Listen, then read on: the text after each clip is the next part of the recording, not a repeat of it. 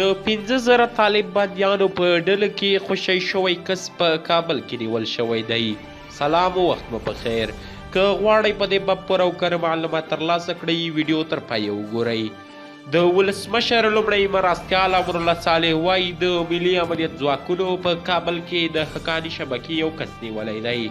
ښاغلي صالح نن پنجشنبه د 6:30 بجو له امنیتي غونډې وروسته پر خپله فیسبوک پاڼه لیکلي دي دغه کس د هغو 15,000 طالبانو له ډلې څخه دی چې څه موده وړاندې د حکومت له زندانونو آزاد شوی و، خو بیا یې جګړې ته مخه کړې او غوښتل یې په کابل ښار کې ترهګریز بریدونه ترسره کړي.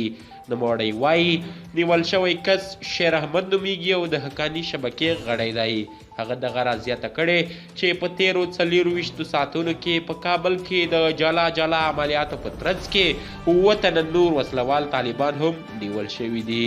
وروسته له هغه چې د افغانستان حکومت د بین الافغاني خبرو د پیل په موخه د طالبانو شاوخوا 15,000 بندیان له بندونو خوشې کړل شول، هم حال ورسره د جګړې ډګر تود شو او هره ورځ د هیواد له بېلابېلو سیمو د مرګ ژوبلې راپورونه ورکول کیږي.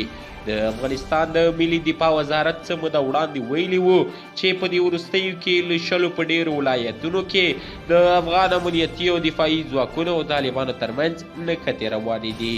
تر بلې ویډیو مو په یو بخونکي خدای سپارم، هر چیرې چې یاست ستاسې بریا زموږ دعا.